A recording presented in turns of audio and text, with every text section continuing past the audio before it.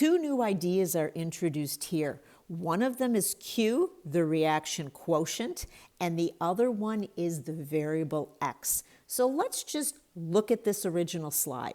There are three different expressions for how Q can relate to K, and they all are given different attributes. I'm going to work the problem before I come back to this slide.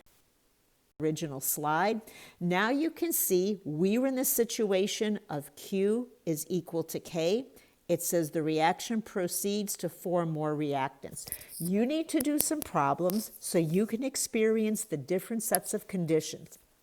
If the picture here helps you, please do it. To me, mathematically.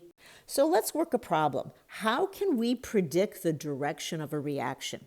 Well, here it says we have a 1 liter reactor with 2 moles of H2, that's actually molarity, 1 mole of H2, that's actually molarity, and 2 moles of NH3, that's also actually molarity. We want to know, will H2 react with N2 to form more NH3? That's where we use Q, the reaction coefficient. You are given the equation, you are given Kc. What you're going to do is you're going to write an expression for Q, and the expression for Q is just like the one for K. Notice I have products divided by reactants, my ammonia raised to the second power, my nitrogen, my hydrogen, and that is raised to the third power. I've been given all of my different concentrations, so what I do is I evaluate it and come up with a numerical value for Q. Now I wrote it down, but what I always tell my students is write Q and write K. Q has a value of 0.5, K has a value of 0.105. If I put in the equality or inequality sign, it is greater. If I draw an arrow into that equality sign, that will tell me what will happen. Q greater than K. Okay, I'm drawing the arrow in this direction into this point, and that tells me the reverse reaction will predominate until equilibrium is established. So essentially, I am going to do a shift to the left in order to reestablish equilibrium. So will H2 react with N2 to form more NH3? The answer is no, because I need to shift to the left to reestablish equilibrium. So those are the ramifications. Let me step back to this good enough. Second thing to share with you is an additional way to calculate equilibrium concentrations, all right? Normally, someone is going to give you K, and normally they're going to give you initial concentrations. So the method that you need to do, please write the equation. You need to. Determine the equilibrium concentration.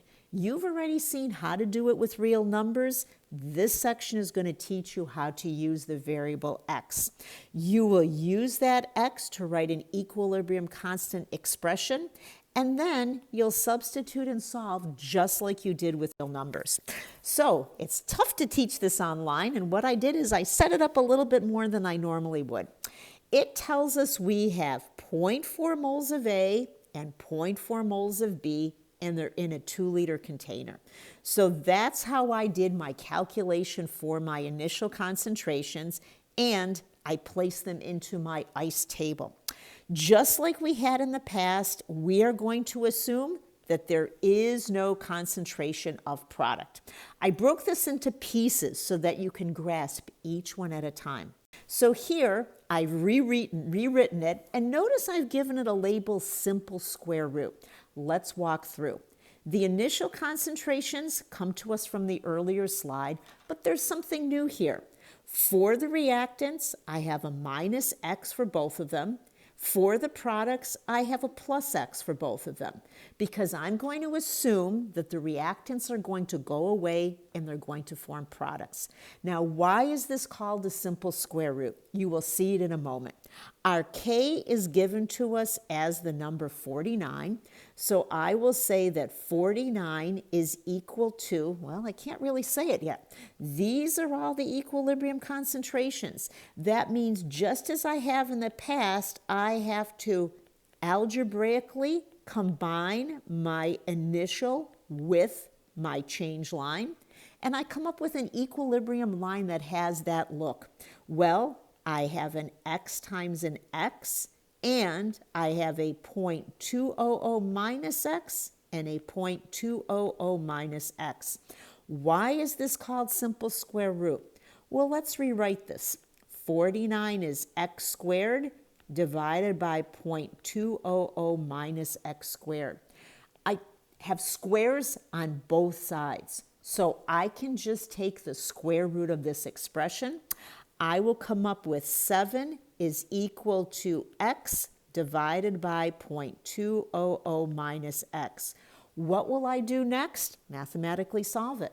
I'll come up with 1.400 minus 7x is equal to x, or I will come up with 8x is equal to 1.400, or x will have the value of 0.175 molar.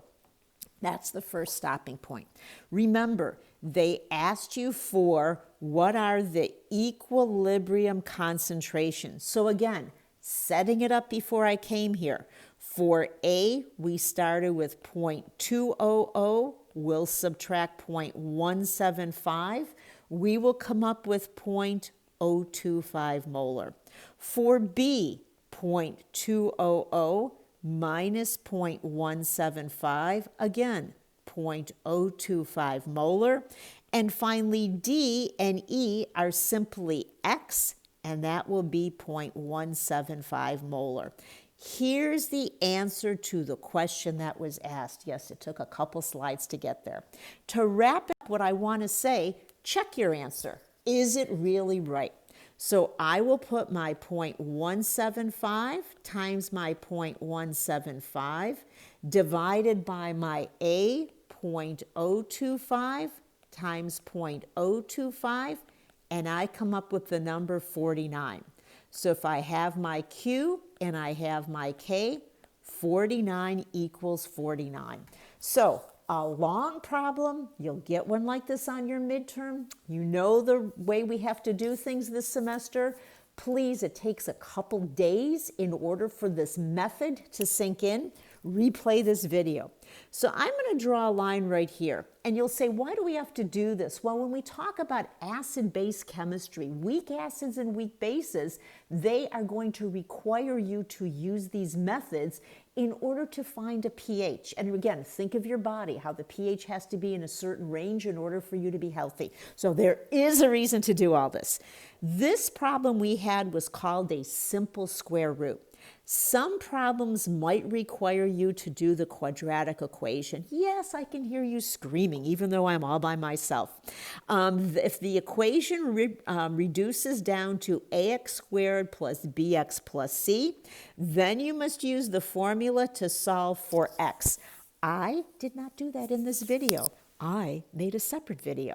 How can you know that you should be doing this? Well, the main thing is when you're doing a quadratic, you have different amounts of your two reactants. You're going to say, what if we have stoichiometric coefficients? We don't. This is hard enough.